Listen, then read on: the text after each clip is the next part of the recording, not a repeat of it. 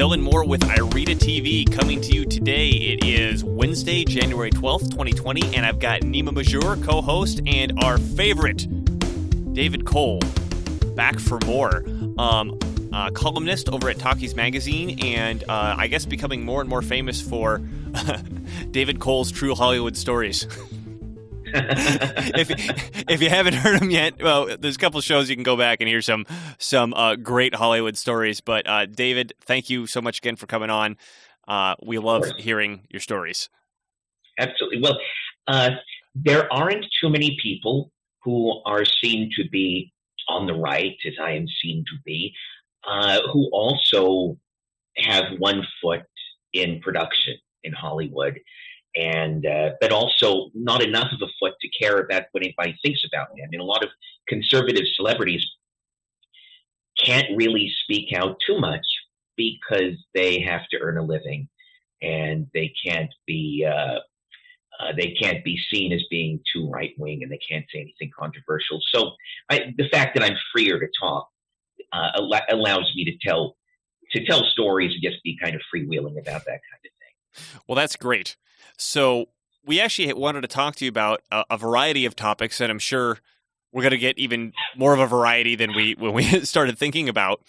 But the first one we actually wanted to go over is we wanted to get your thoughts, because I know you wrote a article recently on this, on some recent historical remarks from our new, I guess, should we call him a celebrity, Dr. Robert Malone? Yeah.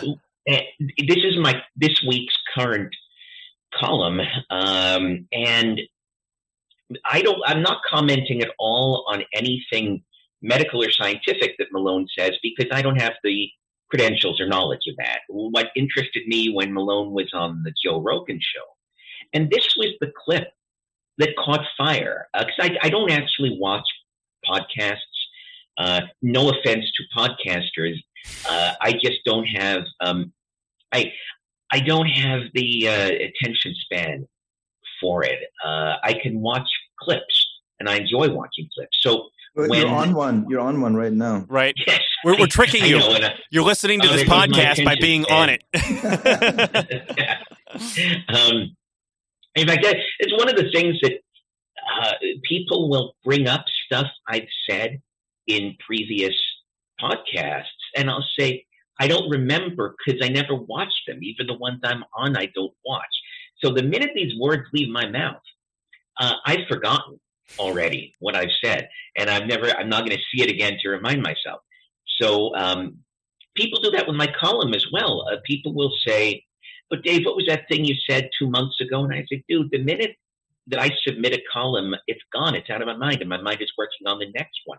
It's such a oddity about the way my brain works that a few months ago, one of my good friends who writes for American Renaissance, and she was working on a piece, and she said to me, "David, what was that? You came up with that term handy blacking, didn't you?" I'm like, handy blacking? No. And she's not, "I'm pretty sure you came up with the term handy blacking," and it referred to the fact that a lot of young black males don't feel like handicapped spots need to apply to them, the rules about not parking in a handicapped spot. There's a lot of instances where young black males will either get busted or get into fights with people in parking lots because they just love to pull up in the handicapped spaces, even though they're young and healthy. So the term handy blacking would just sort of be invented to describe that phenomenon. But I didn't remember inventing it. And I said, I think that maybe Steve Saylor write that one, because I don't remember it. And then I Googled it. Yeah, I came up with it like a year and a half ago or so, give or take. Totally didn't remember at all. So it's always a problem when people ask me about previous columns. However, we are about to speak about my current column, so it is still fresh in my mind. And the clip from Rogan's show that went viral was not about medicine or science, but it was about history. It's about World War II history, which is something I know about. And Malone, I'm roughly paraphrasing here, but Malone basically said, he talked about something called mass formation psychosis. It's a term that was initially coined by a professor in Belgium. And Malone was using it in the same way that professor in Belgium did. He was using it to describe what happened in Nazi Germany, how a nation, and this is pretty much what he said almost word for word, how one of the most highly educated, advanced nations in the world could be hypnotized and go barking mad. And he used that term, barking mad, because they're hypnotized by a leader to focus all of their anger and hatred on the other, the Jews, is Malone was referring to. This comes from basically European intellectual inquiry into what the heck happened in Germany in the 20s and 30s. You know, very intelligent, highly educated population, and they went barking mad. And how did that happen? The answer is mass formation psychosis.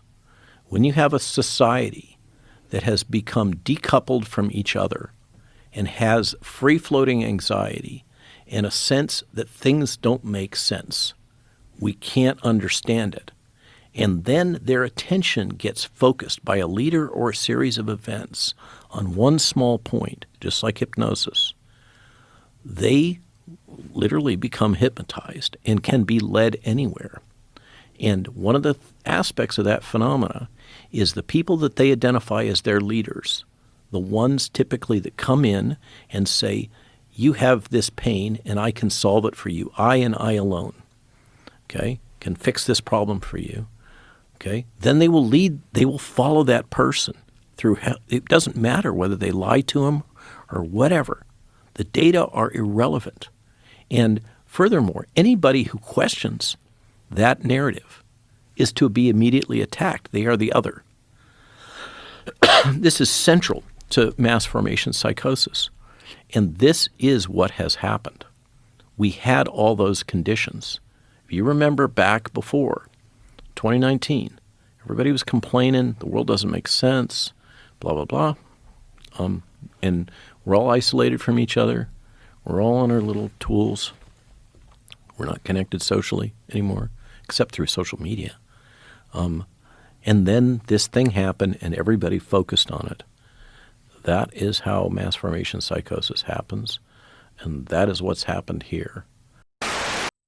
And he was using it. Malone was trying to make a point about the vaccinated and how they're being sicked on the unvaccinated, and how he was trying to make the point that COVID has brought about a kind of mass formation psychosis similar to what happened in Nazi Germany. The problem is that analogy is simply not true. The whole hypnotized and went barking mad thing just is not accurate in terms of what happened in Nazi Germany. So in my column, first thing I bring up, you got to start there. What was the Nazi Party platform? I mean, what were they running on? In 1932, what were people voting on? The first thing, I quote several sources from Yad Vashem and Princeton University Press and other mainstream. I don't quote anything revisionist in the column, but the main thing to remember to begin with is in the early 30s, Hitler and the Nazi Party greatly downplayed the anti-Jewish angle of their platform. In fact, there's a Yad Vashem think piece from the 1990s, early 90s. The title was, "Where Did Nazi Anti-Semitism Disappear To?" Secret negotiation between the Nazis and the Zionists in 1933, which allowed German Jews and their assets to go to Palestine.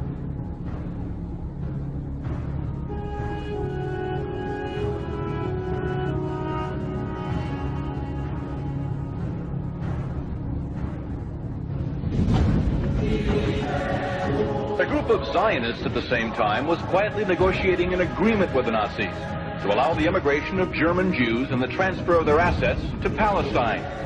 That deal, reported in August 1933, was the transfer agreement.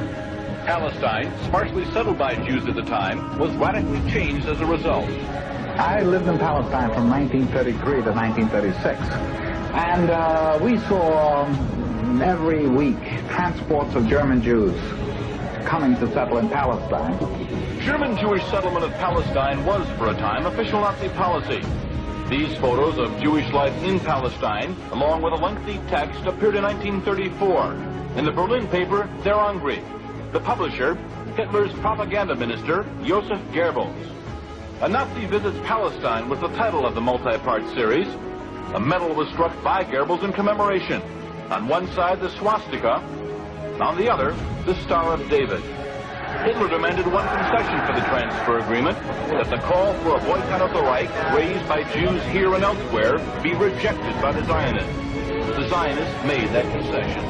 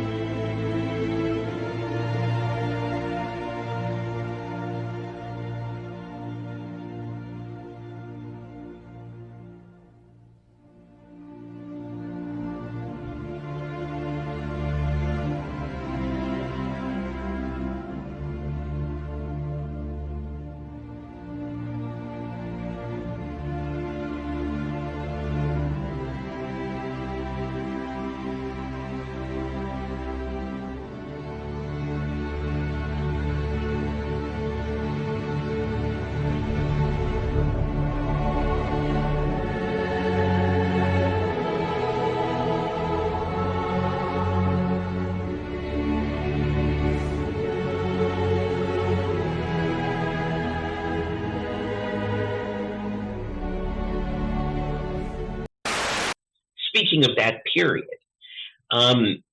it wasn't what they were running on. Now, you look at their platform, there are 25 planks. Out of those 25 planks, you find me anybody in this country, whether they are left-wing or right-wing, independent, centrist, whatever, they're going to agree with at least 5 of those planks. Most of the planks are commonsensical stuff that would appeal to people who are not barking mad.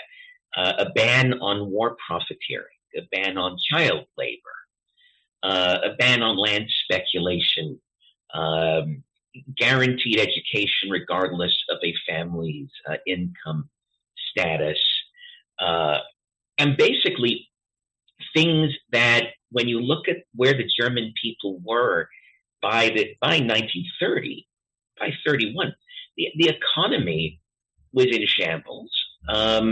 Unemployment was rampant. there was a tremendous fear of Soviet expansion because Stalin had been expanding, and there was the things that, and then of course there was a strong feeling that the economic problems the country was suffering were to a great extent a product of what was seen as the oppressive post-World War I penalties that were baked into the Treaty of Versailles. Wasn't there also a wave of Bolshevik terror going through the country itself, basically domestically? Well, there were tons of political street fights, but the most important thing along that scene, and this is part of what accounts for, because I want to go into the like two planks that did mention or have to do with Jews. People forget, or they just don't know, that in 1918 through the beginning of 1990, communist fifth columnists in Germany, led almost entirely by Jews, set up a short-lived Bolshevik dictatorship in Bavaria.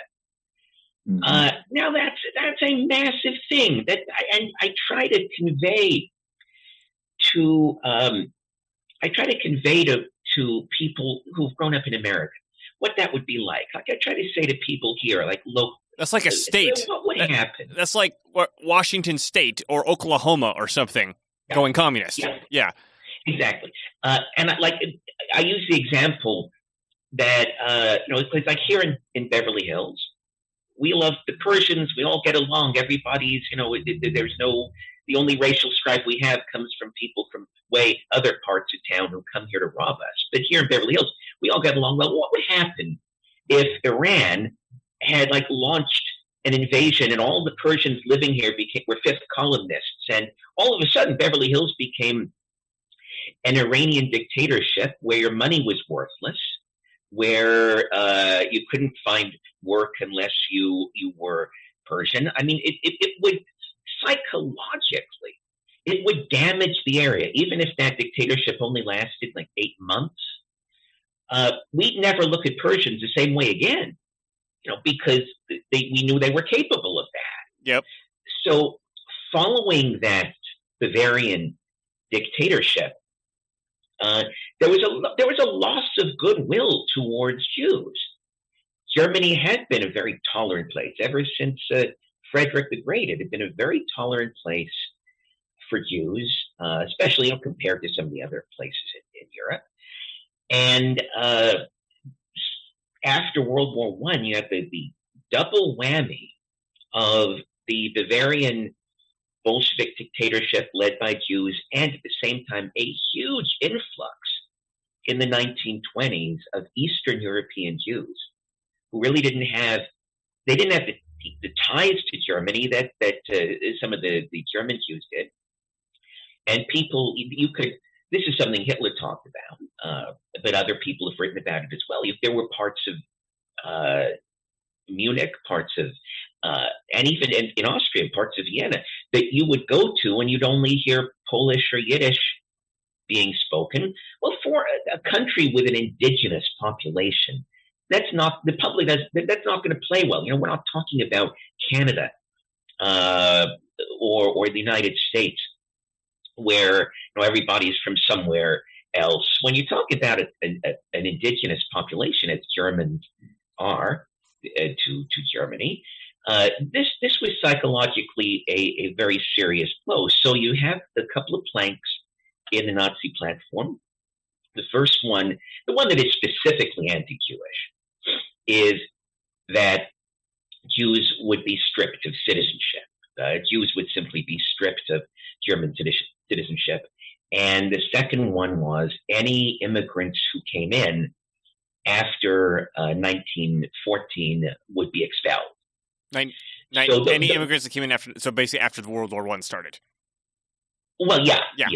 And it was there really weren't a lot of expulsions, but that was in the platform. So I mean, that was something where you could definitely go those parts of it.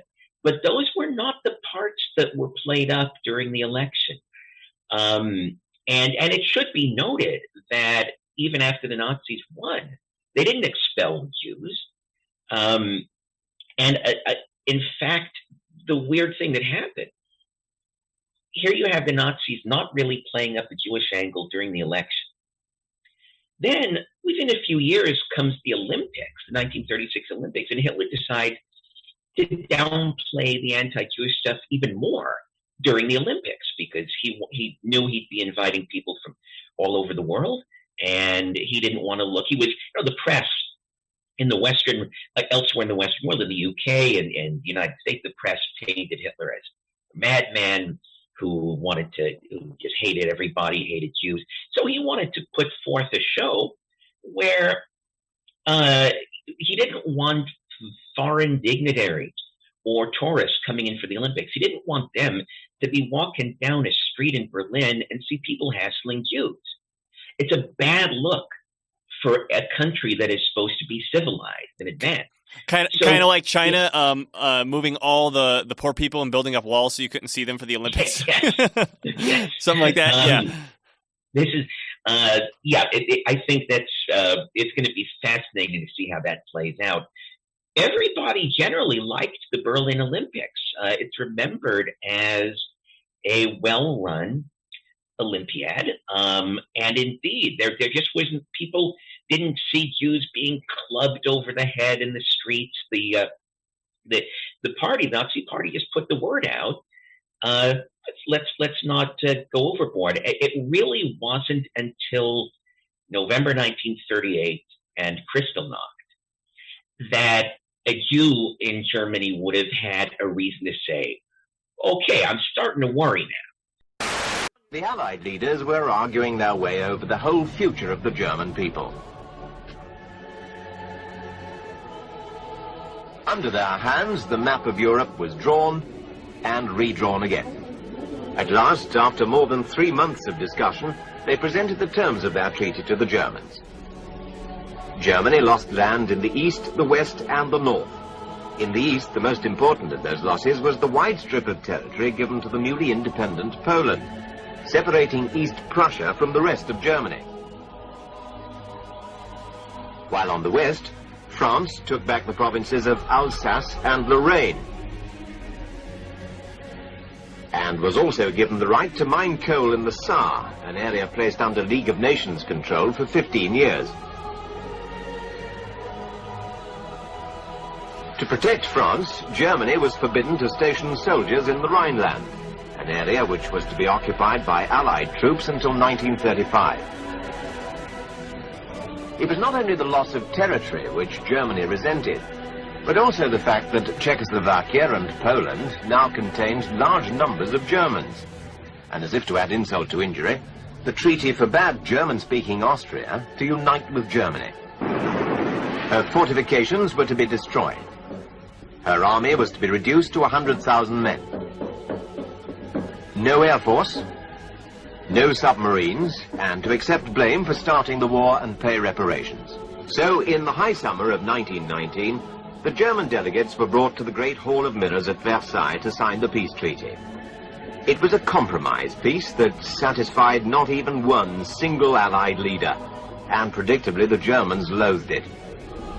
The Germans argued that the Germany to which they were returning had suffered poverty and unemployment in the years since the war, and couldn't afford the vast sums demanded by the Allies.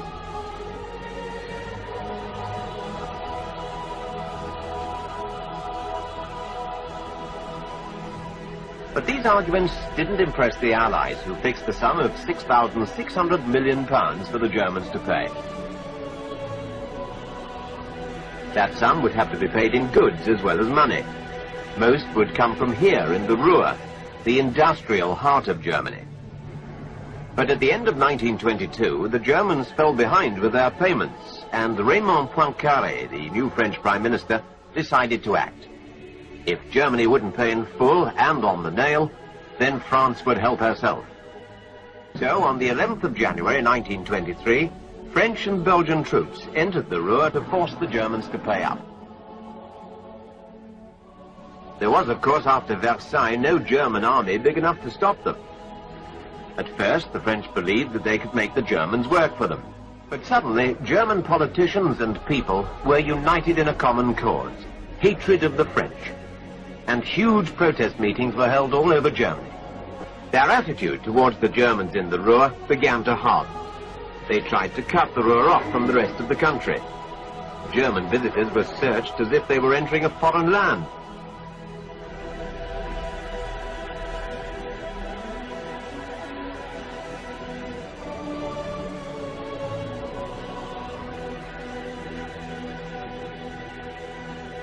"1923 was disastrous for Germany. In that year, the great German inflation reached its peak. For some time, the value of the mark had been dropping. As the value of the notes decreased, so the amount of notes needed to buy things grew. Banks became more and more hard-pressed to meet the ever-increasing demand for paper money. For their customers, suitcases replaced wallets. As Germany slid towards disaster, Gustav Stresemann was appointed Chancellor. The loss of production in the Ruhr was making inflation even worse, and Stresemann realized that the only way to help the economy back to normal was to call off resistance there and get production going again. The government also announced that Germany would resume the payment of reparations. It was the only possible way of getting the French out. But to the nationalists, it looked like yet another pathetic surrender to Germany's enemies. General Ludendorff, who had never accepted that Germany had been defeated, gave his support to Adolf Hitler, the leader of the new National Socialist Party.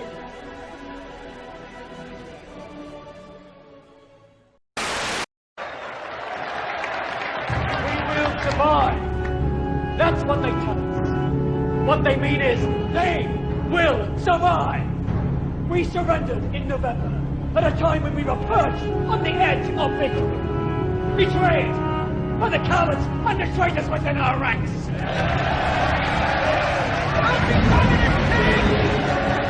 How do we fight them? We unite! We must join together for a fight to Germany! We will hang the profiteers, crush the communists! We will disinfect our country of the Jewish vermin! Sacrifice! We will struggle, yes, but only then will we triumph, and we will triumph!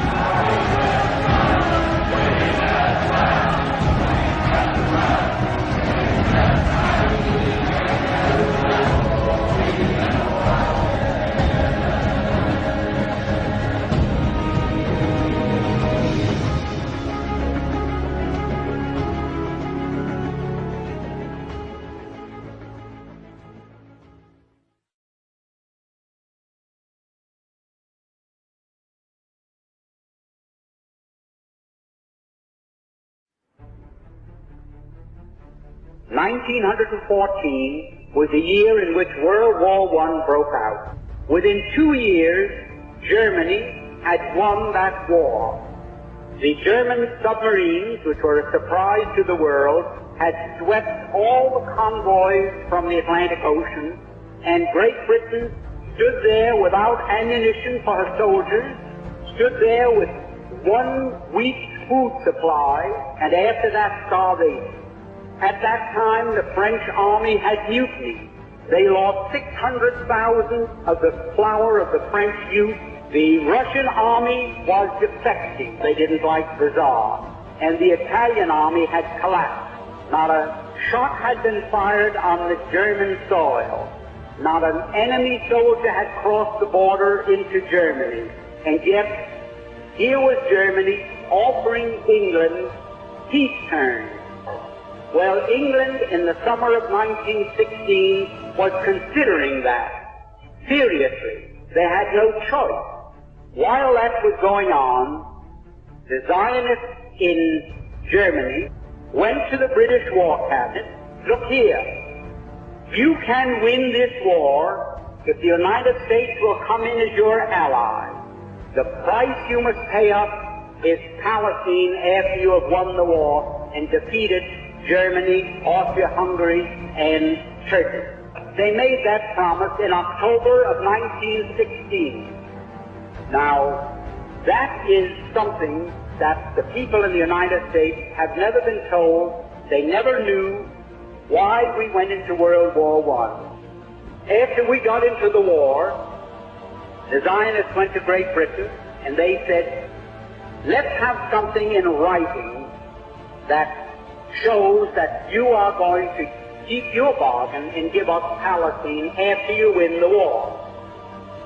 And that was called the Balfour Declaration. The Balfour Declaration was merely Great Britain's promise to pay the Zionists what they had agreed upon as a consideration for getting the United States into the war. That is where all the trouble started.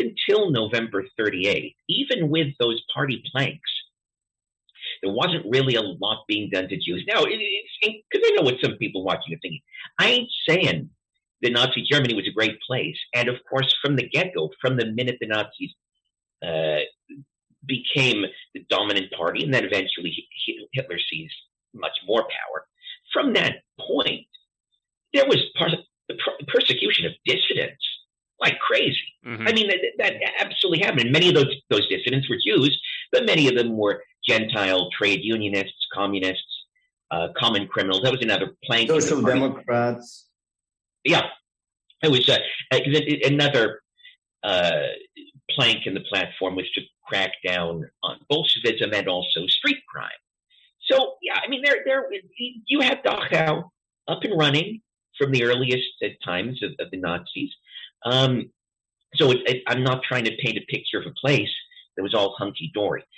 But when we're talking about Europe and the UK from that period, there was always, people were just used to a certain amount of dissidents being persecuted. My point being, none of this was driving anybody barking mad. Nobody was barking. There was no barking. There was no madness. And even after Kristallnacht, Hitler got really angry at Goebbels for helping to start Kristallnacht. Even then, in November 38, Hitler was image conscious about these things. And he knew that the photographs of all those Jewish shop windows broken and temples busted up, he knew that made him look bad. So even in November 38, he did not want to do anything that made him look barking mad. He wasn't trying to make anybody else look barking mad. It doesn't mean that he was not, to a great extent, barking mad, but he was still trying to put on an image. So it wasn't until summer of 1941 and the invasion of Russia. At that point, Hitler seized a whole bunch of very extreme war powers, as leaders do. Churchill did the same thing. So did FDR. When you begin a war, your leader will almost always get for himself a whole new set of powers that he didn't have, even emergency powers for the war effort. And that's when, summer of 41, and that's when you had the Einsatzgruppen and the Einsatz commandos going throughout Belarus and into Russia and Ukraine. But all of the major serious incidents of Jew killing did not happen in Germany proper. They all happened in the occupied East. So even when killing started, it wasn't the barking mad German population that was involved in it. In fact, Hitler, it was the people killing people anyway. I'm sorry? It was the people killing people anyway. Himmler preferred to farm out a lot of the anti-Jewish stuff, like the killing, to Latvians, Estonians, Ukrainians. So even in that case, it wasn't. They weren't always using, German barkers, and so that's the problem with Malone's take on this. It's a bad analogy. I'm not saying that he's wrong on the Biden administration and other Democrats trying to scapegoat the unvaxxed. I'm just saying that the analogy is wrong. And when you take an analogy like that and you believe it, you're missing the dynamics of how things like this really go down, because you're just sort of getting lost in a Facebook meme that isn't true. I've brought this up to people a lot over the years. I've written about it once or twice, but even something like if the Jews only had guns in 1932, none of this would have happened. I'm 100% a Second Amendment guy. I'm not making any judgment about not having guns, but that common NRA memo, yes, and I think we are all Second Amendment people here. But that common NRA memo, I believe it was Ben Carson, I think, who invoked it when he was running for president, or maybe when he was serving in Trump's cabinet.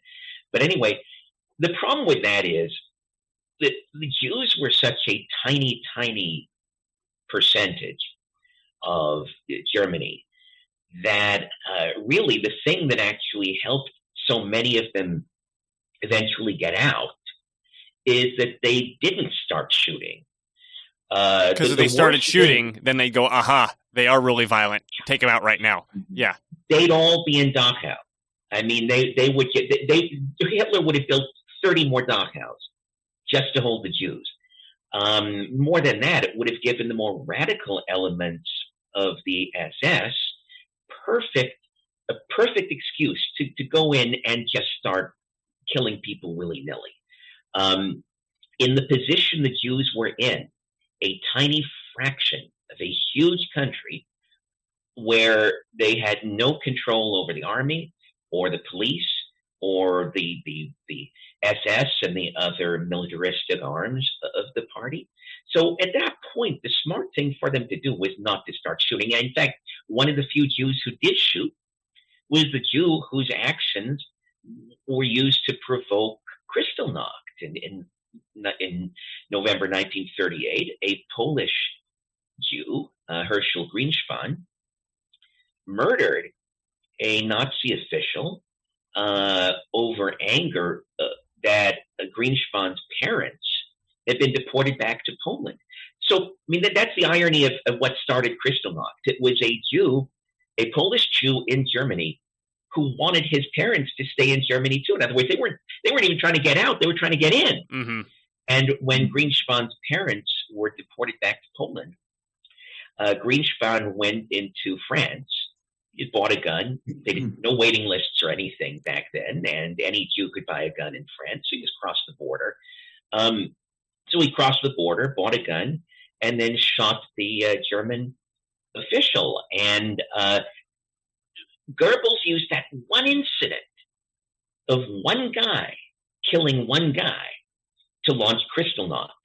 So you can imagine what would have been launched if 40 or 50 armed Jews had opened fire on a bunch of Nazi youth or something like that. The Jews would have been massacred. Their best move during the 30s, their best move up until 1941, was to obey the rules and try to get out, as so many of them did. 2/3 of German Jews were gone. Left by the time 1941 came around, and that was the point when, because of the war powers that Hitler had, starting after Barbarossa, starting after the invasion, that's when Hitler sealed all the borders. Up until then, any Jew could get out, but they just had that and have a place to go to, which was the tougher part. And the UK took in quite a bit. A lot of them went to the Netherlands, but unfortunately that would end up backfiring when the Nazis invaded there. That's what happened to Anne Frank and her family. They were Germans who were living in the Netherlands to get out of Germany. So again, I think to round off the point, these memes are attractive because they're kind of simplistic, but they do, I've heard so many people, seen so many people in the conservative press talking about the Malone's Nazi analogies, and it just to me comes off like stoned college students just talking about something that has no real connection to reality. Like, whoa, man, what if I'm in a snow globe and that snow globe is in another snow globe, and that snow globe is, oh my, I'm looking at my hands. So I just always counsel people, especially when it comes to history, to enjoy the specifics, because the specifics are what is interesting about history, not the memes, not the late night pot brownie discussion points, but just enjoy really getting into the weeds and discussing this stuff. There's another modern parallel I would like to draw based on what you just said about the fact that the Jews in the 30s didn't fire being their best option, considering they were such a minority.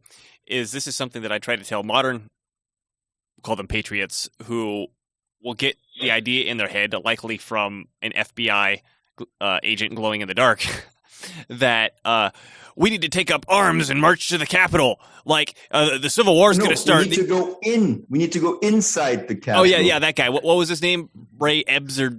I got this guy, but he was fucking hilarious. Thomas Massie of Kentucky confronted our highly partisan Attorney General Merrick Garland with this footage. It's of a man called Ray Epps, who apparently lives in Arizona. Epps was in Washington the night before, January 5th. He was encouraging Trump supporters to enter the Capitol building illegally. He said it numerous times. Now, in this clip, some people in the crowd immediately decided this guy must be working for the federal government. Watch this. We need to go in to the Capitol. Let's go! I'm going to put it out there. I'm probably going to go to jail for it, okay? Tomorrow, we need to go into the Capitol. Into the Capitol. Peacefully. Fed. Peacefully.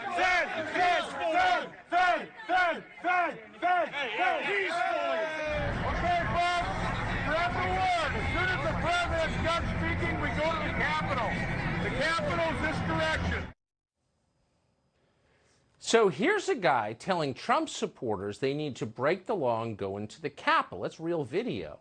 And they say no. And then they accuse him of being an undercover federal agent. So that's pretty interesting. That guy was on tape encouraging people to break the law, organizing what happened that day. Has he been indicted? Where is he exactly? Well, Congressman Massie asked the Attorney General about that, and the Attorney General refused to answer. He also pointedly refused to say how many federal operatives were there in the crowd that day on January 6th. As far as we can find, this individual has not been charged with anything. You said this is one of the most sweeping investigations in history. Have you seen that video or those frames from that video? So as I said at the outset, one of the norms of the Justice Department is to not comment on impending investigations, and particularly not to comment about particular scenes or particular individuals. Can you tell us, without talking about particular incidents or particular videos, how many agents or assets of the federal government were present on January 6th, whether they agitated to go into the Capitol, and if any of them did? So I'm not going to violate this norm of the rule of law. I'm not going to comment on an investigation that's ongoing. Oh, he doesn't want to violate the rule of law, says the guy who just called angry parents terrorists. Of course, the DOJ leaks all the time the details of tons of different investigations that are politically useful to them. The establishment wants that so badly, because the second it happens, I mean, look at on January 6th, when I think the whole thing was instigated by BLM and FBI and all that sort of crap. Anyway, but they were able to get their story promulgated, kinda. They were able to get their story promulgated and then attempt to use that to crack down more and more on their political enemies, and that they're itching to be able to call us domestic terrorists, and all they need to do that is more violence. So don't do that. During my days doing Holocaust revisionism full time in the early 90s, at the IHR, the Institute for Historical Review, we always knew who the agent provocateurs were. Usually, a lot of times they'd be plants not set in by law enforcement, but the ADL. A lot of the times. Yeah. And we knew who they were because they'd be the ones going around like the IHR conferences going, we need to actually start roughing up some Jews. Come on. Now we need to, they take one of ours, we take two of theirs. Now we knew. They stay away from those guys. Yeah. They never get invited back. Not that any of us would have done it. That wasn't our scene. But when we would see these guys going through the crowd, there would be like 300-400 people at some of these conferences. And we always knew that these guys trying to stir things up violently are the ones who are probably sent there by the ADL. And these are the people, don't invite them back, don't talk to them, and don't have lunch with them in the commissary, whatever. So we never fell into a trap like that. And my God, I remember one guy, I don't recall his name. He came off as not reasonable, but inoffensive. He came off as inoffensive at first, and I got into a conversation with him, which would have been 93, sometime in 93. And we exchanged numbers at one of the conferences. So nothing was said at the conference that was in any way indicative. It would tip me off to anything. And then I have a phone conversation with him a few weeks later. Now he knows he's not going to come at me with a "let's go rough up Jews" thing, because I am one. Right. But at that particular conference where I met him, I had been having girl trouble with a young lady who I had been dating on and off. And I'd said a few words about my relationship issues. So this guy on the phone with me, I think he's trying to be very clever to try to get me to do things like, these bitches, man, these bitches. What, we should just clobber one of them, these like, because Hillary Clinton, 93, Hillary Clinton was already a very, very disliked figure. This was right around the time that Bill was trying to put her in charge of health care. And like she was talking about, you're not going to be able to keep your doctor. So he's like that bitch Clinton. Man, bitch Clinton. You know what? We should just go to a bar, find us some bitches. And I'm like, okay, two things. Either the guy's a paranoid schizophrenic nut job, or he's an ADL guy who wants to get me on tape. Right. So he's not going to actually take me to a bar to beat up girls. he's probably taping me, and he wants to get me to say something like, yeah, man, I do fantasize about that. I do fantasize about beating some of them bitches. And there. And that now becomes the audio that trails me everywhere I go. Every time I'm going to lecture on a college campus, there's the ADL with this audio, and I get the campus feminists against me, and I get so I know better. I know better than to. I mean, not that I want to beat women. Not that I ever have beaten the women, and not that I ever would have said, "Yeah, let's go rough up women." But all the same, you know when you're being provoked into saying something, and you always have to stay keenly aware of that so that you don't fall into somebody's trap. And I've just been very keenly aware of it for a long time. It's one of the reasons that I never send emails that have anything in them that I wouldn't want other people to see. I mean, I don't mean I'd share those emails with other people. I just mean that I never send an email where, if they were leaked, that somebody would have like a smoking gun where I'm secretly plotting to go firebomb a temple or something. Yeah. Again, not that I would do that, using that as an example of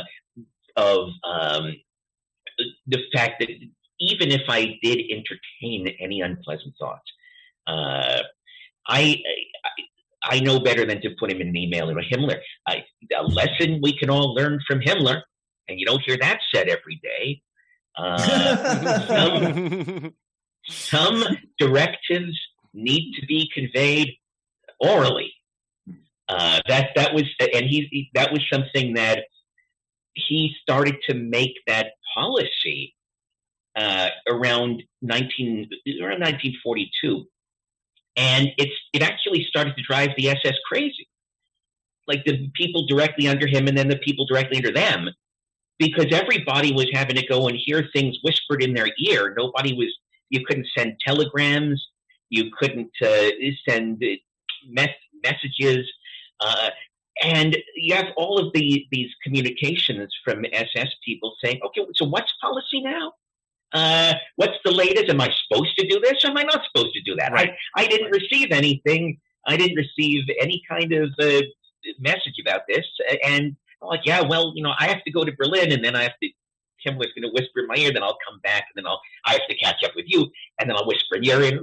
That's going to take 2 weeks, and I have to do I burn this village now or don't I? I got 30 Polish partisans lined up against a wall, and they're going to have gray beards by the time I find out if I'm supposed to execute them or not. But that's an exaggeration of something that really did happen. Yeah, but I think we have our show title, which is David Cole recommends Himmler as mentor. Himmler mentorship. I learned from Himmler. Yeah. But it's, of course, in a way, it was an example of what not to do, because it only caused a great deal of confusion. But I'm used to, like, anything that I say getting out. One of the things that I'm kind of proud of is that when my evil ex-girlfriend Rosie, the fashion model who outed me to the Guardian back in 2013, she would, anything bad I had ever done, she would blab about. I mean, she told everybody.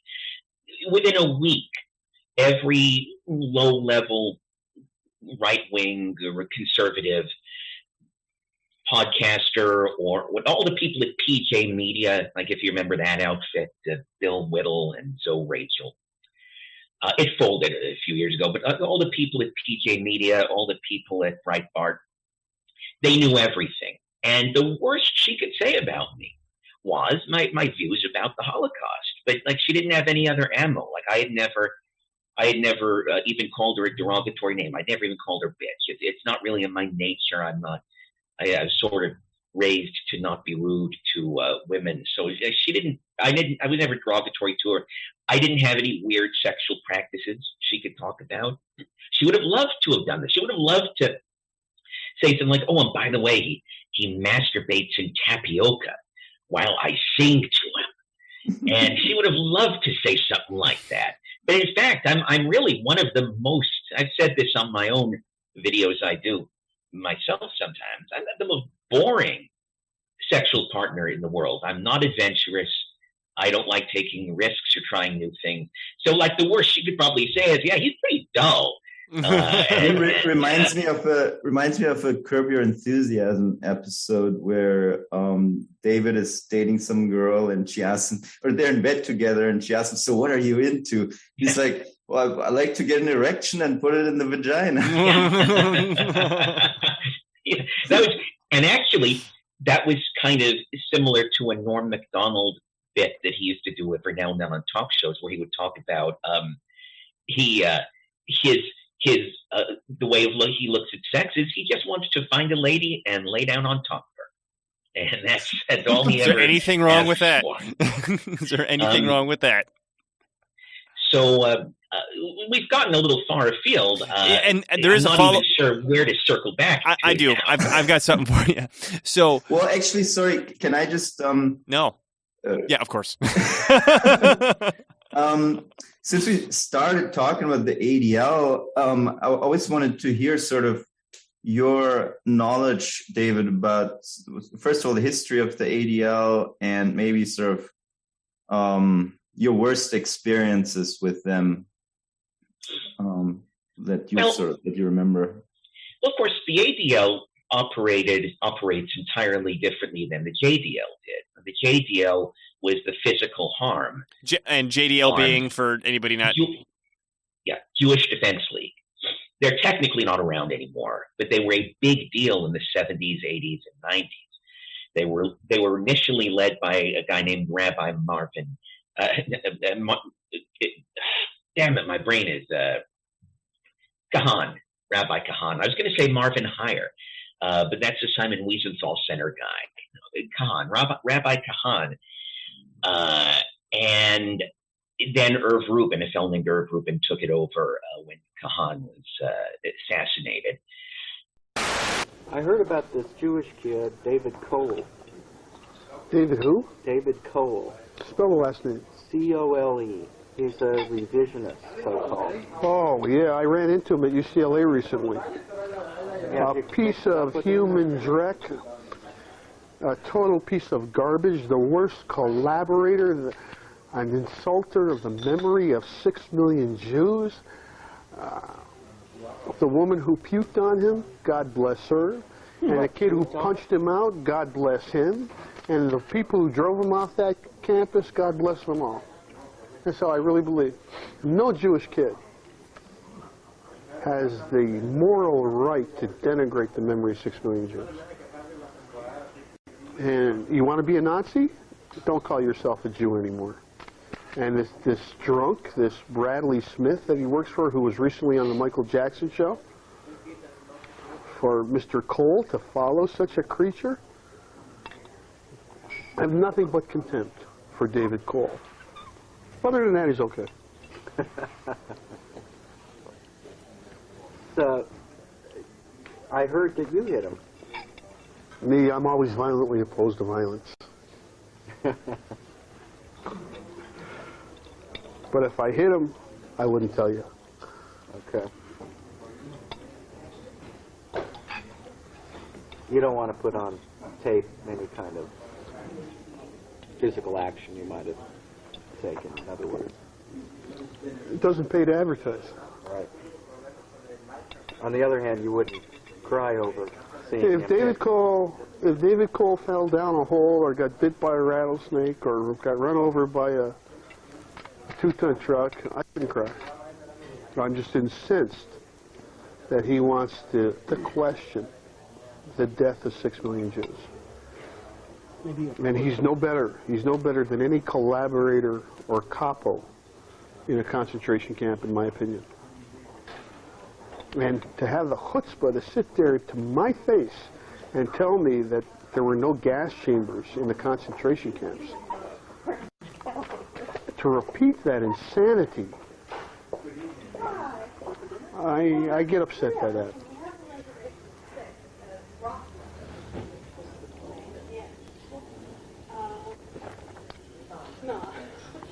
say on tape that I would have slugged them? Huh?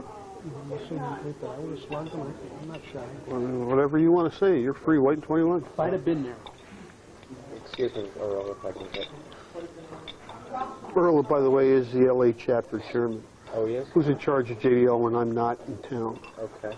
Yes, Earl. All right. If I had been there and had an opportunity, I would have slugged this guy and laid him out cold. This guy's a piece of garbage, as far as I'm concerned. He's a Jewish traitor.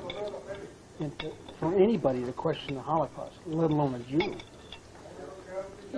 I mean, it's like saying slavery, questioning whether slavery exists, or there was a mistreatment of the Indian, or 1.5 million Armenians were killed in Turkey. I mean, these are things that have happened. We know they've happened. And you don't question. You don't make an issue out of it. And so the JDL was just all about violence. They killed people. They beat people up. They blew people up. Sometimes they would beat up people they saw as neo-Nazis, or sometimes people like me who were just accused of being Holocaust revisionists. I got beat up several times by them. But they would also blow up Arabs on occasion. They blew up an Arab guy here in LA, blew him right up in his car. That was a big deal because you don't get, especially back then, you don't get that kind of political violence on the west side of LA. You don't get car bombs on the west side of LA. And then, of course, they got convicted, right, for mail bombing Darrell Issa's congressional office. Well, that's what ended them. What ended the JDL was after 9/11. Irv Rubin, the leader of the JDL, and his second in command, Earl Krugel, they were planning to blow up a mosque in Culver City, a Saudi-owned mosque, and then they were planning to bomb or in some way kill California Representative Darrell Issa, who's Lebanese, but not a Muslim. And frankly, this does circle something back because there was a disgruntled member of the JDL who went to the feds and said, my bosses are planning these things. And they were like, you want to wear a wire? And the guy's like, damn right, I'll wear a wire. So Rubin ignored my advice. Don't say, well, actually, I guess he was following Himmler's advice because he was conveying these things orally. He just did it to a guy who was wearing a wire. So they had the tape of Irv Rubin and his second in command talking about these things they were planning to do. So they both get busted.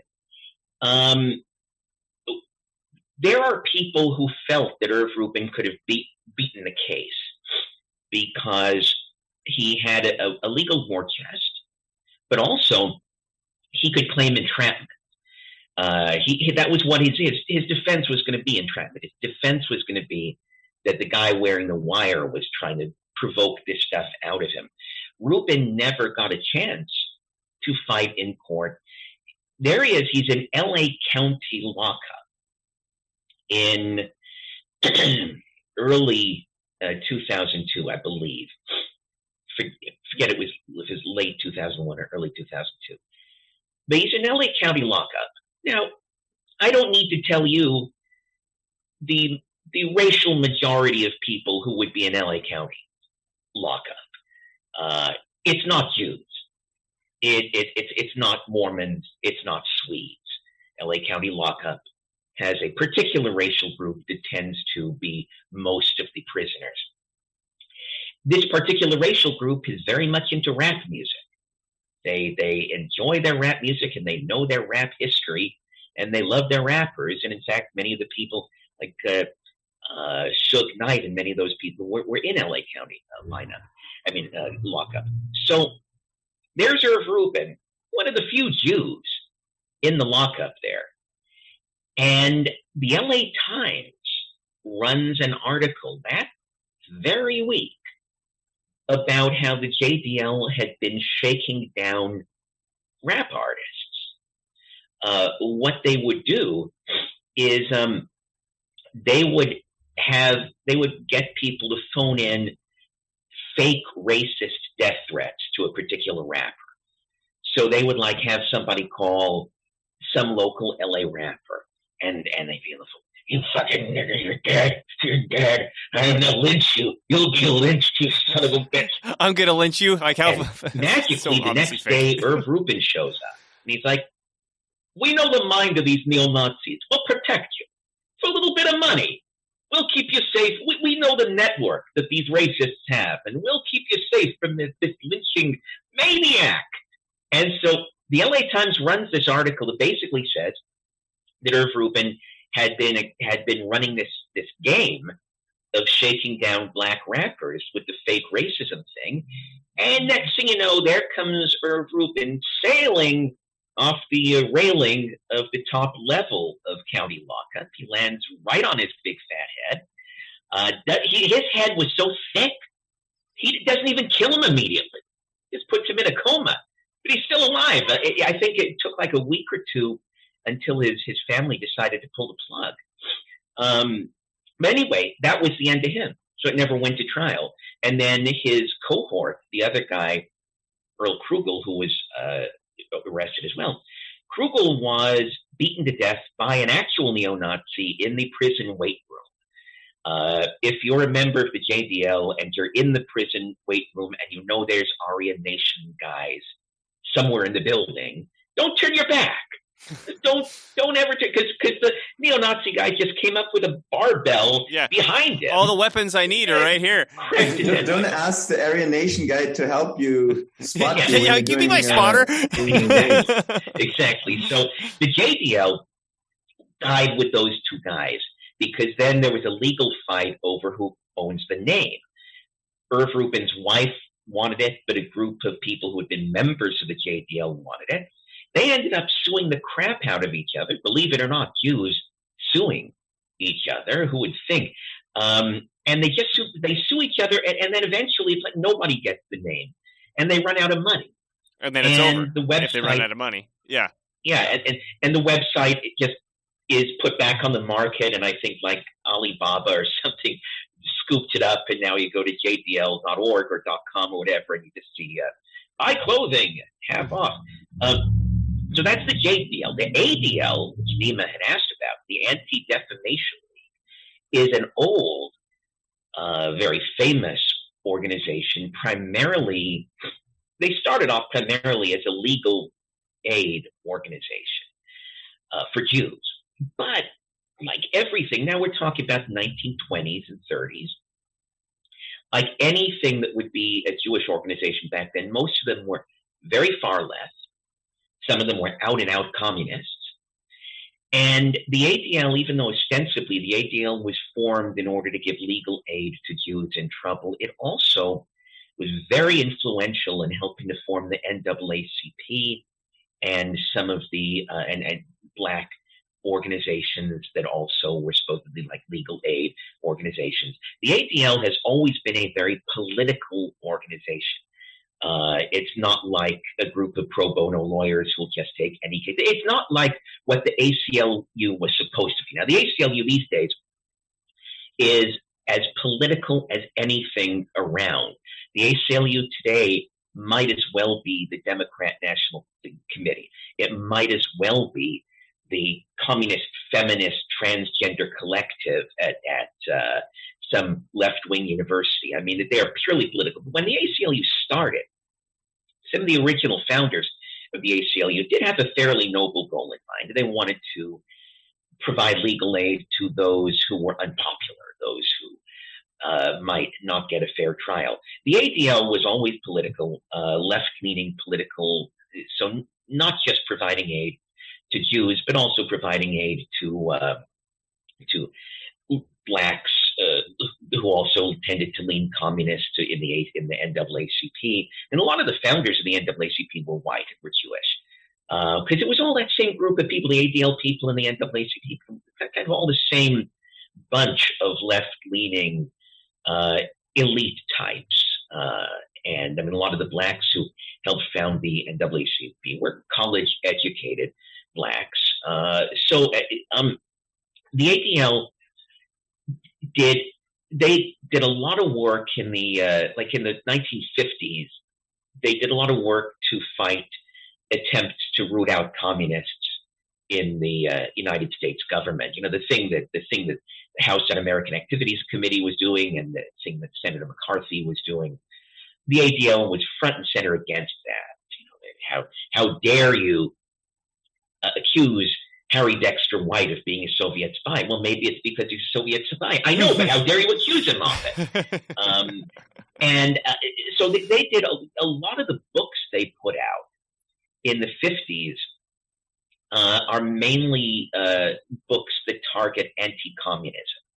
They loved to tar anti-communism as being equal to racism and anti-Semitism. So anyone who was seen as too strong an anti-communist, the ADL would come at them trying to make them seem like either a racist or an anti-Semite.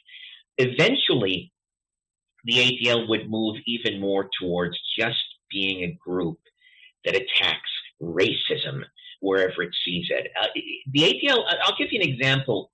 The best example I could give, and I wrote about this last year, I think, in the week that perished. I'm not supposed to say I write that. I wrote about this in one of my columns. The ADL has sunk so low. There are these people who, at least when they were doing their anti-communism phase in the 50s, at least they went after senators and high-ranking officials. Okay, you like him or hate him, but that's always fair game. If you're a senator, you're a congressman, you're fair game. That comes with the territory. But last year, the ADL, what they do is they scan the net, just looking for anything to go after, anyone to harass. So they find, I think this was in upstate New York, but damn it, I told you that I don't remember my own writing a week after I did it. This was a year ago, so don't quote me on where it was. Could have been upstate New York, but or maybe Illinois, wherever. There's a high school lacrosse player, female. There's a girl, a young girl, like 16 maybe, and she's in a photograph doing this. Just a school picture, and she's just doing the okay sign. And the ADL, they're like scanning the web. We found one. Yeah. They're stalking teenage girls. They're stalking minors. So they descend on this poor girl. Now, they did a full investigation. Their lead guy in whatever region that this took place. Like, well, we're going to get to the bottom of this. If she's a neo-Nazi, she's got to be rooted out, kicked out of school, barred from university. So they do a full-on investigation into a little girl. And they find nothing because she's just probably this 16-year-old girl that doesn't know anything. She had no idea. She was in the middle of nowhere. She had no idea about the whole 4chan white power thing. She was in pictures from the time she was a youth doing this. It was just something that some quirk that she did. Sign. And all of her friends, and then the ADL looks at her social media, and they're like, well, okay, she doesn't seem to be a right-winger. They let her go. They let her off, as if they're federal prosecutors or something. Can you imagine, though, what if that poor girl had once said something wrong, or said something bad on social Instagram, media, and they found it? Yeah. And they found it. She got lucky that her social media record was clean. That all she would ever talk about was music and records and bands, boy bands, and things like that. She got lucky that she didn't maybe repeat a rap lyric and say the N-word or something like that. She would have been destroyed. That's what the ADL has sunk to now. They are a shadow of what they claimed in their founding days, of what they claimed to be. Now, my day, when I would come into contact with them in the 90s, they were very big about doing everything they could to end Holocaust revisionism. Now, they didn't use violence like the JDL did, but they would do things like put moles in our group. But one of the moles, Roy Bullock, you Google that, I believe it's Roy Bullock, who was a known ADL mole who tried to infiltrate the Institute for Historical Review, or Alan Bullock. Roy Bullock or Alan Bullock? I know it's Bullock. The Bullock part I know, but Roy or Alan. So they would put moles in the IHR. They would pressure hotels to cancel us if we were having an event. And it was usually a 1-2 punch. The ADL was not coordinating with the JDL. They were just on the same team. Mm-hmm. And they knew their roles to play. So the ADL would start by calling the hotels. If there was going to be a revisionist conference, even if we were just renting out one little room for a little book selling party. The ADL would call the hotel, be like, "We are the ADL. We are the most respected group in America, and you are hosting neo-Nazis. We demand that you cancel this meeting immediately." Now, usually that would work, but if it didn't, and once in a while it wouldn't, once in a while you'd find a hotel manager, especially if it wasn't a chain and they didn't have corporate to answer to, you might find a hotel manager once in a while who would say, "We don't discriminate based on political point of view, as long as everybody behaves themselves and obeys the hotel's rules, we're not going to kick someone out." Okay, so that's when the JDL steps in and phones in a bomb threat. Well, now the hotel has no choice, and now the hotel's employees start to urge their boss to cancel the thing because they're afraid they're going to die. So that, as I said, there's never been any proof that they were directly coordinating. It was simply, that's how it went. The ADL goes first, they take their shot, and then the JDL comes in and finishes up if they have to.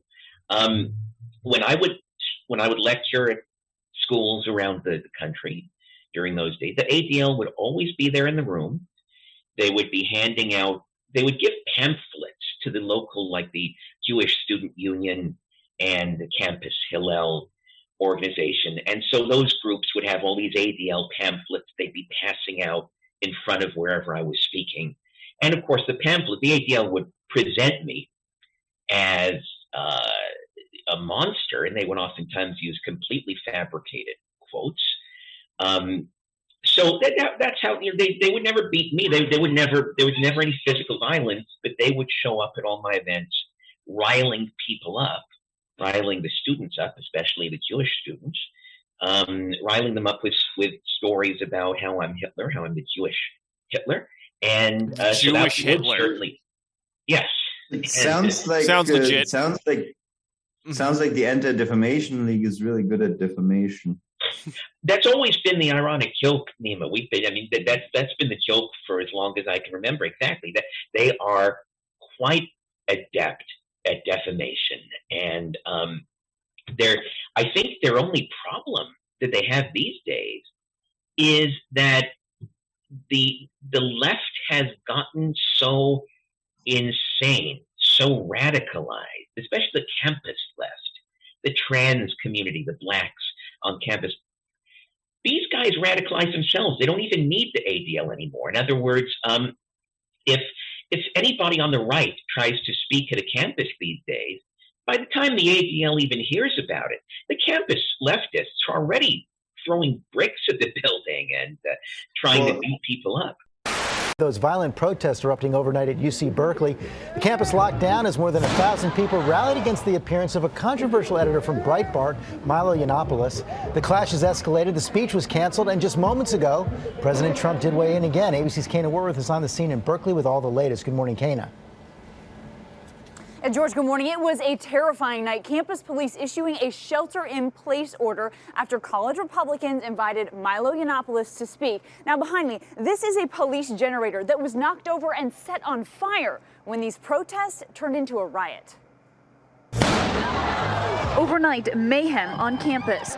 The University of California, Berkeley erupting in flames as over 1,000 came out to protest an appearance by the self-described right-wing internet troll Milo Yiannopoulos.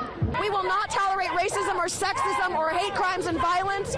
He's a fascist, and Berkeley did not welcome him. At least 6 people were injured, including this Trump supporter who was pepper sprayed.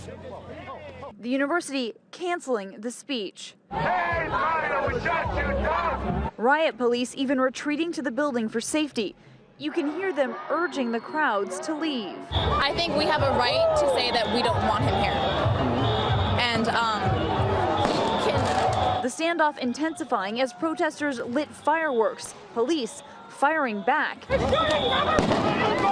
It's going too far right now. This is uncalled for. This is not going to get no message across. Yiannopoulos, an editor for Breitbart News and an avid supporter of President Trump, responding on Facebook, posting this video. Because they're so threatened by the idea that a conservative speaker might be persuasive and interesting and funny and might persuade, might take some people with him.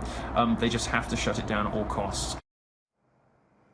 And President Trump taking to Twitter this morning, asking the question, no federal funds if UC Berkeley does not allow free speech. Robin. All right, Kana, thank you very much. I noticed that the ADL is nowadays, they're really big in corporate boardrooms, or at least seem to be. They advise, dating apps on what pictures contain offensive content and which profiles need to be removed, all that kind of stuff. And I mean, I bet that they're all throughout all kinds of HR departments in corporate America. I don't have any specific numbers on that. But yeah, they seem to be very keen on having an influence in the corporate world. These people are not dumb, and they see the gravy train, which is promoting wokeness in corporate America, and their skill has always been coming off as intellectual, coming off as civilized. So they're perfect for going into some HR department or going into a training meeting at Pepsi or whatever big corporation and presenting materials about fighting racism and how whites need to behave and all of that.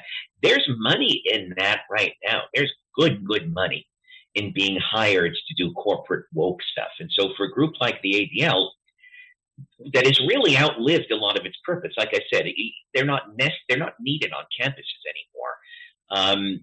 So yeah, you're very right, Nima. It's a transition that they are making, and it's the smart move from their point of view. It's definitely the smart move.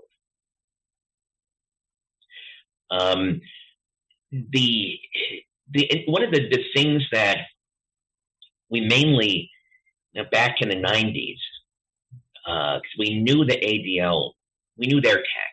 We knew the JDL. We knew their tactics.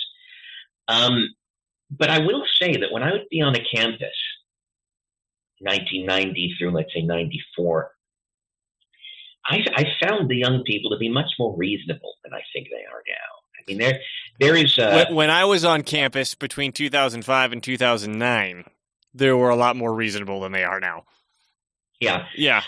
You would actually, when I'd come on campus and the ADL would try to get me banned, there would be very good debates among the students about whether that's the right thing to do or not. They wouldn't be calling each other Nazi, and they wouldn't be fighting with each other. They would actually have legitimate debates about free speech, about a campus's responsibility to air differing points of view. And I would attend some of these meetings. And I would actually be very impressed back then. And I don't think any of these kinds of meetings could possibly happen again. I've got video somewhere in my archives, video that was shot of like a 2-hour meeting among members of the UT Austin, members of the student newspaper, and the student council. And they were debating whether I should be allowed to come on campus and speak. And it's real civil. It's a civil debate. It goes on for like 2 hours. Nobody loses their temper. People take both. There are people taking both sides of the issue. And the funny thing is, at the end, and it's just a little anecdote. It's probably neither here nor there, but it is just kind of a funny anecdote to end on. The student council has to finally take a vote. Are they going to oppose me coming on campus, or are they going to not oppose? You know, they're not going to be pro me coming on campus, but are they going to oppose or are they not going to oppose? So the council ends up, they take the vote, they're evenly split. There's just one guy who's the tiebreaker. And so they're evenly split. Let Cole come on, don't let Cole come on. And the tiebreaker guy, he says, and he was this tall white kid, and he says, I don't want Cole on campus. I don't particularly like what he does. I don't particularly like his views. But I'm a pro-lifer, and you've let all of these Planned Parenthood people come on campus. So to get back at you, I'm going to let Cole come on campus.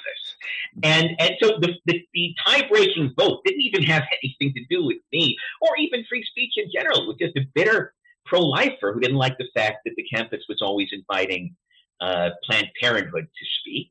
So that was you never knew, you know, that's kind of almost an ending from a movie. It's like the guy, you're tied and you don't know how it's going to go, and then somebody surprises you out of nowhere and pushes it in your favor. But again, I have always had, for the most part, good experiences. The only bad campus experience I had was here, LA, at UCLA. But that's because the JDL showed up. And that was the first time I got punched twice at that event in 1991. So my only bad campus experience was because the JDL older, you know, adults came onto campus to my speech and beat me up a little bit. But it wasn't the students. Mm-hmm. They were fine. It's like a different world now.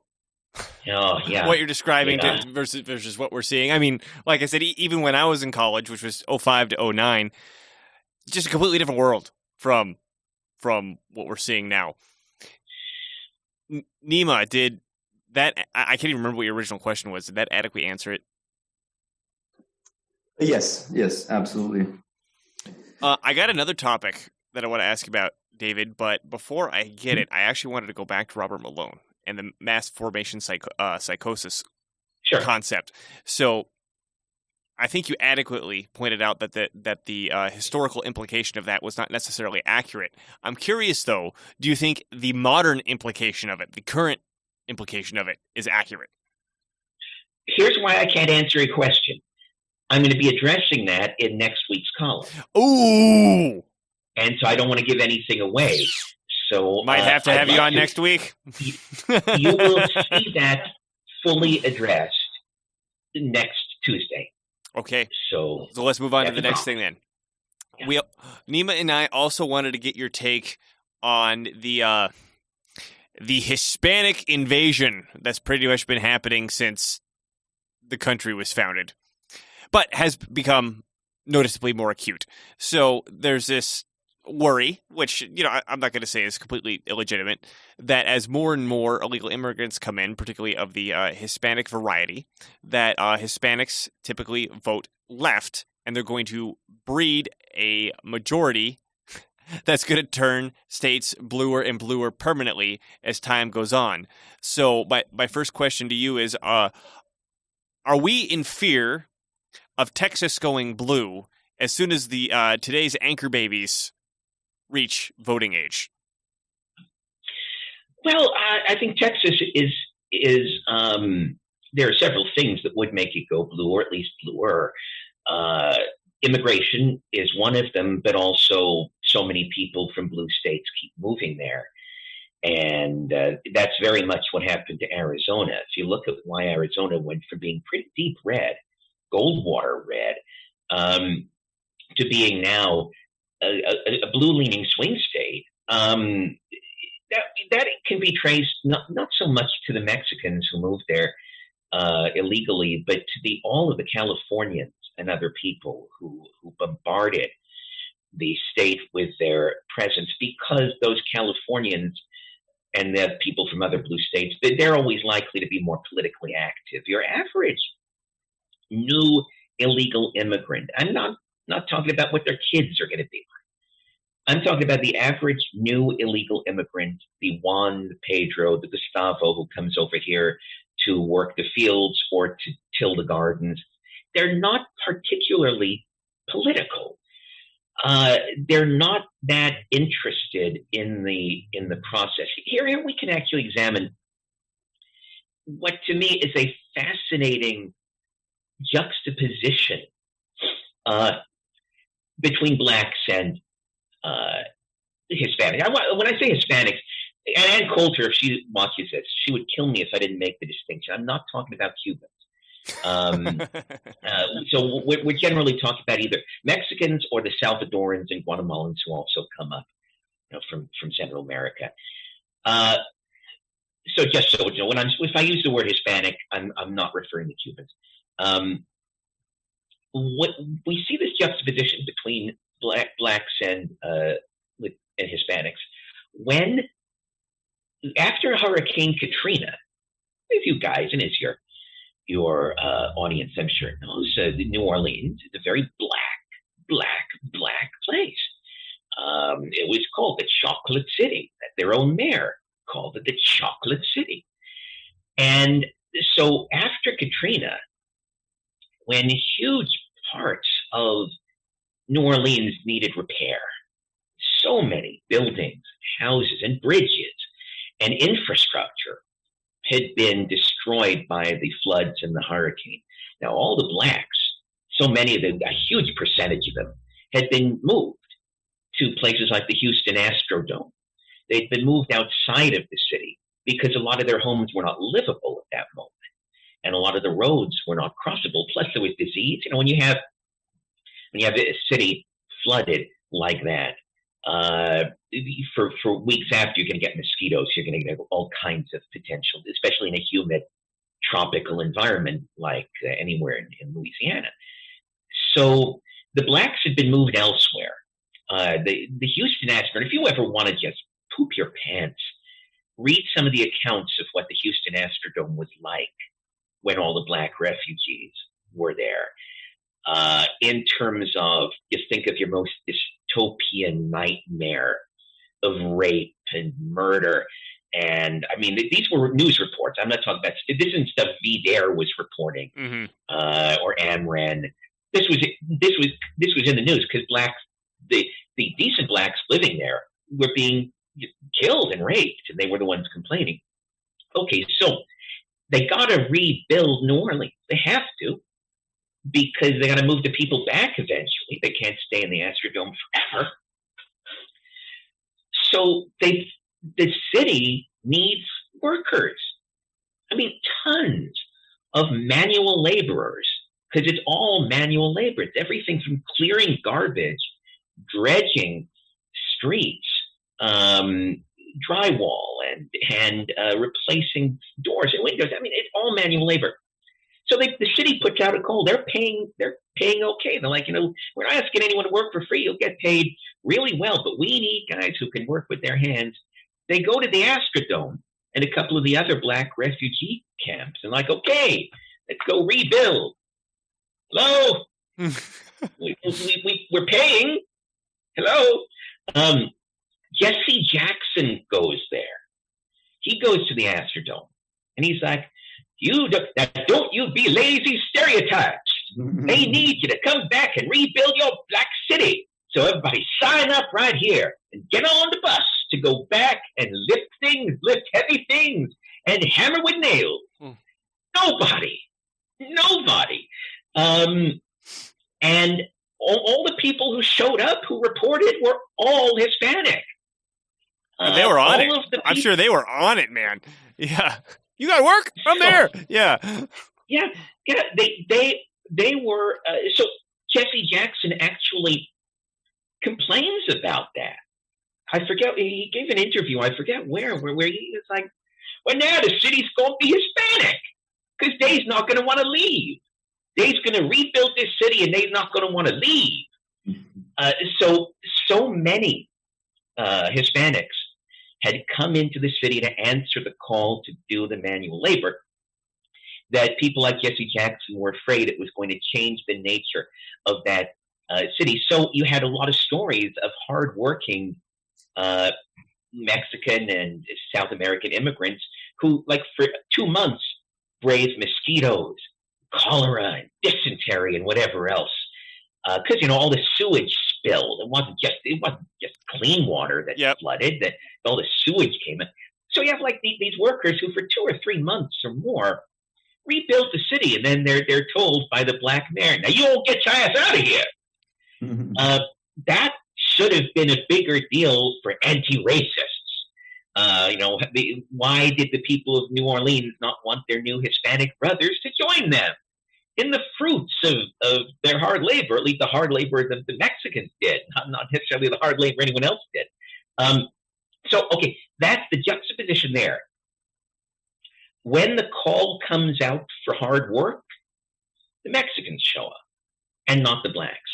When the call comes out to be political, the blacks show up, and not the Mexicans.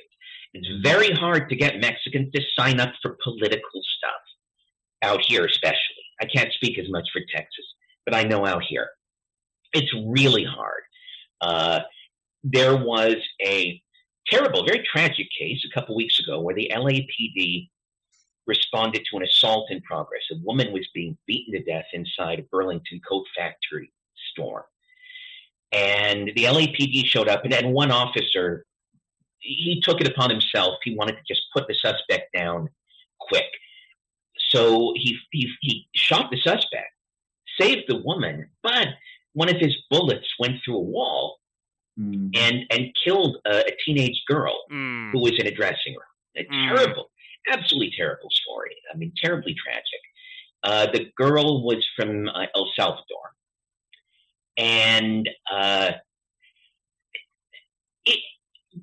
this small group of people who were trying to be like the Hispanic BLM, the HLM, they try to get protests going. The LAPD just shot a Latina, a Latinx teenage girl. A teenage Latinx has been killed by a cop. They couldn't get more than 7 people. They showed it on the news. It's like just 7 people outside of LAPD headquarters. They're going, "Ay, Chihuahua, ay, Chihuahua, ay, Chihuahua," and they leave. Now, if a black girl had been killed, you wouldn't even have to put out the call. Every black in LA would have shown up at LAPD headquarters, trying to break into the place.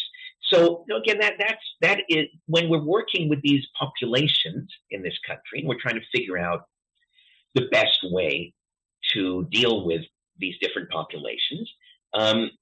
We have to understand their current, what their nature is. And so the nature of Mexicans currently is not to be political. Now you get this interesting phenomenon, because it's maybe my first instinct to say to these Mexicans who are coming in, the ones who work on my yard, the ones who fix my fence, it might be my nature to say to them, "I'd like to see you assimilate."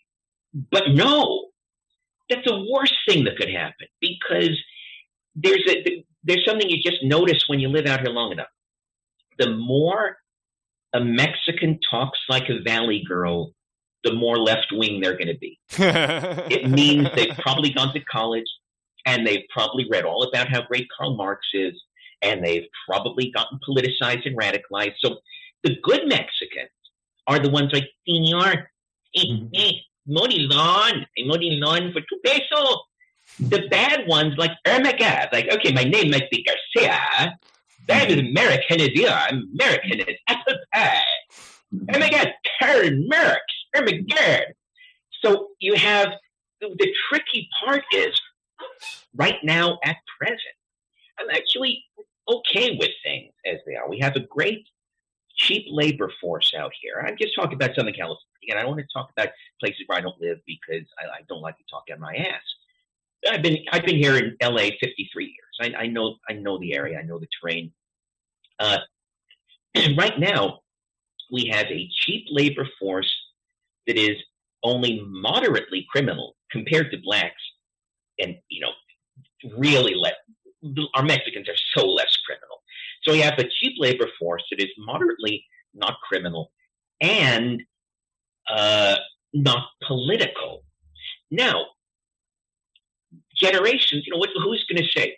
With each generation, it is likely that the senior people, they'll have kids, and those kids will become more Americanized and therefore more politicized, more radicalized. They'll become less violent. I think we may get to a point in the distant future where, like, the Mexican population out here has become so assimilated that their crime rate almost might drop down to like what the white crime rate is, but they become way more political. So you'd have less to worry about being mugged and way more to worry about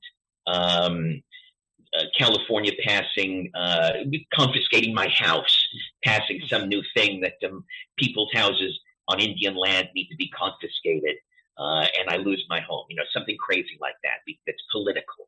So I'm not worried now. And for a guy like me who has no dog in the fight, because I got no kids, have no plans to have kids, I don't plan to get married, I die. I don't care what happens to you guys. I'm not trying to be a dick. I'm just saying that's the reality of it. When I leave, everything ends with me. Après moi le déluge. I don't care what happens when I'm gone. So it's easy for me to say I'm totally fine with how things are now, because the major changes will not happen in my lifetime. Even if I live another 25 years or so, doubtful. Those major changes, you're not going to see the Senor Pedro guys become the Emigrant Valley girls in that amount of time. But in like 40 years, 45 years, I think you will see a significant politicization of the Hispanic community out here. And that'll probably be accompanied by the assimilation. That's another thing. If we were to shut the border, and I'm not saying this to be a devil's advocate, and Ann Coulter would kick my ass for me saying this. I mean, she would absolutely kick my ass. I love her so much, and I never like to say anything that I know she'll. She's welcome to come on the show to kick your ass, by the way, Ann, if you hear this. If we sealed the border between Mexico and Canada, but between California and Mexico, if we sealed it today, let's just say we could magically keep every illegal from coming in to California, and also keep them from coming in through our borders with the other states, so that the only illegals we have are the ones who are here today. But starting tomorrow, not a single one can come in. I don't really think that would help much at all, because the ones who are here will continue to grow in numbers and assimilate. And the ones who are here legally, either through green cards or because they've been born here, they will continue to assimilate, become more politicized. So I don't think the news is necessarily good in 40 years regardless, even if we sealed the border tomorrow. We've got to. And what? One of the things that Trump did, that I've written about this, I think, in my column, but there in American politics, anytime you say, make a pledge, anytime you make any kind of a pledge that you break clearly, no one ever makes that pledge again. And the example I give is when George Bush Sr. was president, and he gave the most famous lines he uttered as president: "Read my lips, no new taxes." And it was all people talked about it. Johnny Carson would make it. Well, people are reading George Bush's lips, and everybody's making jokes about it because he almost immediately broke it. And then everyone's mocking him for breaking that pledge. No major politician in America ever again said, "Read my lips, no new taxes." Because once you say something that specific and then break it, no one else can say it, because they will be ridiculed for being as dumb as the first guy. Yeah. So when Trump said deportations day one, remember that's a quote. "I will do deportations day one," meaning that he won't just build a wall, but he will round up illegals. He'll round up people who are here illegally and deport them. In other words, he'll take care of not just the people coming in, but the people already here who are illegal. And now, through a combination of states throwing roadblocks in his way, but also Trump just forgot about that pledge entirely. He didn't really push it. After one or two court losses, he stopped trying to push it.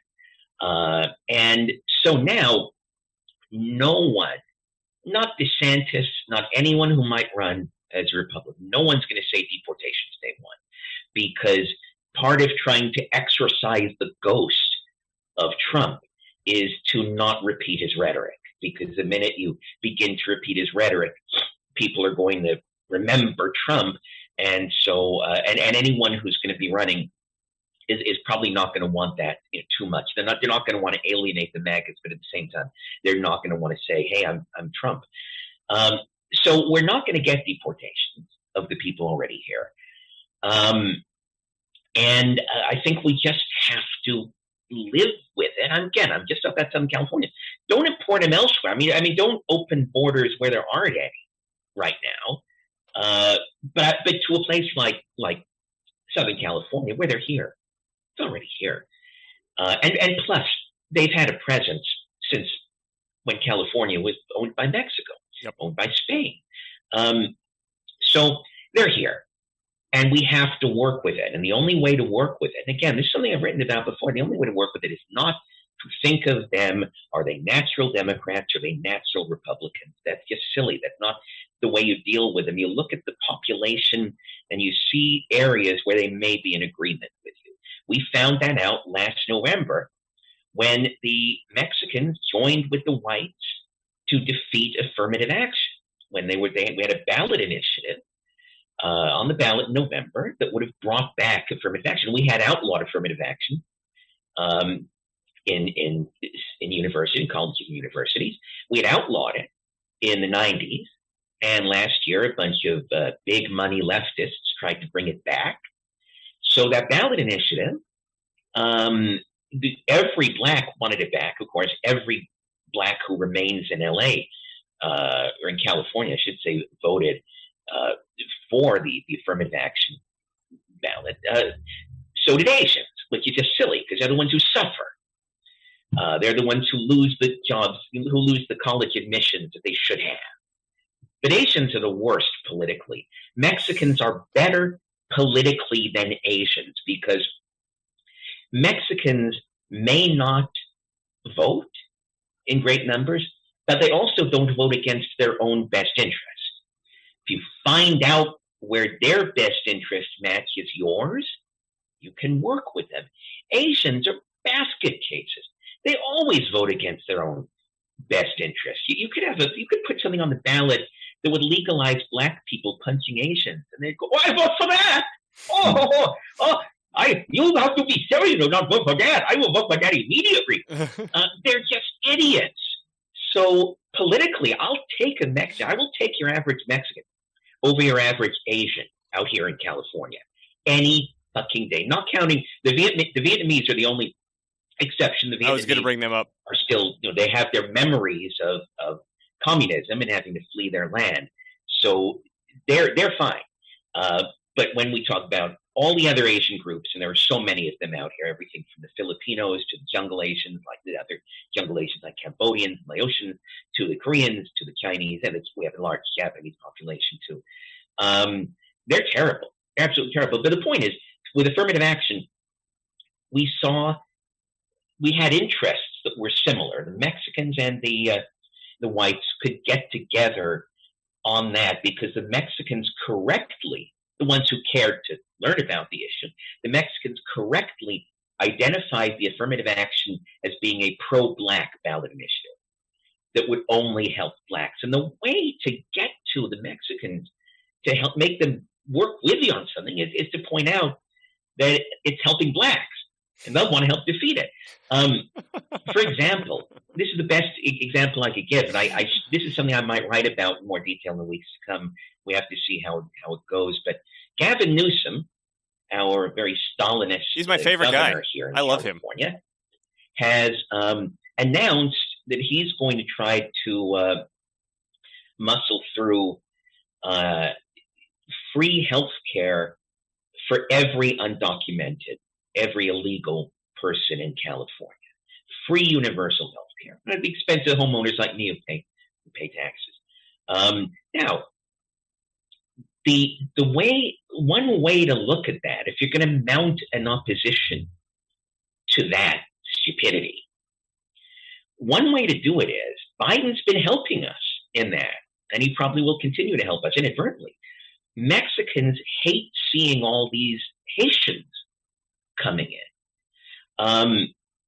All that footage of Haitians streaming across the border, living in camps under freeways, being loaded onto planes and flown across the interior of the country, Mexicans hate that.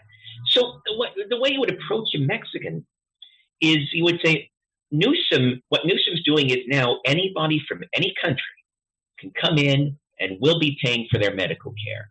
And you make them think about Haitians because they are not going to want. Remember, a lot of these Mexicans see themselves as Californians. They see themselves as part of Southern California. So when you want them to think of foreigners, Haitians and Africans are going to be coming here to your Clínico del Médico, and you're going to be paying for their health care. That's an avenue that you would take to try to play one group against another. You find out what their prejudices are, what their hatreds, what their dislikes are, and you play to it. On a different note, a way that you get them on your side to try to defeat our George Soros anointed DA. One of the reasons there were no protests after the LAPD shot that girl, 50% of the LA Sheriff's Department, and almost 50%, and maybe by now more, of LAPD is Hispanic. The Hispanic community, their uncles, their brothers, their dads are cops. They don't see law and order. They don't see the police forces as alien invaders, as occupiers. This is them, the familia. So they don't get angry at police the way blacks do. And then you putting on top of that typically, since you don't have any thriving black communities anymore in LA. So typically when blacks commit crimes, it's either against white, Asian, or Hispanic.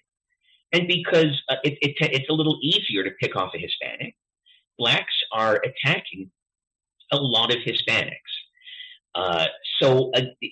Again, you appeal to them in that. You say, George Gascon, the DA, look at who he's letting out. He just let out Jamal the Marquis, who killed three Hispanics, and he just let out DeJounte Odom, who raped a Hispanic woman. You play, once again, you play to the things that they don't like. And if you do that, the community might be salvageable as long as you stop thinking of them as, are they naturally this or naturally that? They have their different views on different types of issues. You figure out the ones that you can help exploit to your benefit, where your interests combine, and you use that to your advantage. It's no different than in '94 when California passed Prop 187, which at the time was the harshest anti-illegal immigration bill anywhere in the country. Prop 187 was, everything from deportations to keeping illegal kids out of school to depriving illegals of medical care. It was harsh. Well, whites and blacks joined up for that one because it applied mostly to the Mexicans. Yeah. And white conservatives would say to blacks, if we don't keep these people out, one day they're going to displace you. They're going to displace the entire black community. The noble LA black community will become Olvera Street. And blacks knew that was a possibility. Of course, and it was. It's exactly what happened. But back in '94, the blacks were like, man, I don't want to be speaking no damn Spanish. I don't want no damn taco joint instead of my rib place. So blacks voted with whites on that one, and that's why Prop 187 passed. Now, eventually, most of it was just gutted by the courts. And of course, what blacks feared did come to pass. But again, exactly how you work these things. You just look at communities and their preferences and their fears, and you work each issue individually without thinking of the whole community and which way do they lean this way or that way. So that hopefully that answered your question. That very well answered my question. That was a fascinating response. I'm always happy to fascinate. I've done my job. If I have been able to fascinate just one person today, I have done my job. Well, Nima, are you fascinated? Always. Okay, you got 2. Time. You've done 2. Then I can sleep well tonight, knowing that I have fascinated 2 gentlemen who I think very highly of. Great.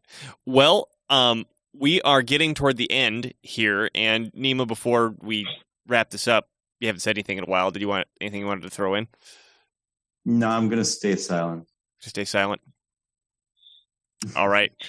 Well, David, I hesitate to ask this because it may lead to another 20 minutes. Any point that you wanted to make that you didn't make so far over what we spoke about? No, in fact, I think that the last discussion we had, that last segment, is a very strong thing to go out on because I think it will leave a lot of people with stuff to think about. So I don't think I'd want to throw anything on top of that. Okay, excellent. Well, again, we super appreciate you coming on again, and then we're obviously going to want to have you come on again and talk about what you refuse to talk about because it's confidential until next week. It is always a great pleasure, guys. It's my favorite show to do, so you just ask me back anytime. Awesome. Oh, and I meant to say this at the beginning, before we all go, if you're still listening to this, to follow us. If you're still watching this on YouTube, you should probably stop. We are getting censored on YouTube. Things aren't making it onto YouTube. And likewise, Facebook and Twitter. Nima knows the details. But we are starting to get censored. Please head to irita.tv, which is our website. If you look at the top, there's a link that says social media. There's a menu that says videos that will list all the different social media that we're on. We're on all sorts of stuff. We're on Rumble and Gab and BitChute and Odyssey and Telegram and all the good stuff. Follow us there if you want all the content. If you're watching on YouTube, you're not getting it all. So, with that... also subscribe to the email newsletter. We do have an email newsletter, too. So, with that, this has been David Cole. This has been Dylan Moore with Nima Major and David Cole. Columnist over at Talkies Magazine. And thank you again. This has been Irita TV, and we'll see you next time.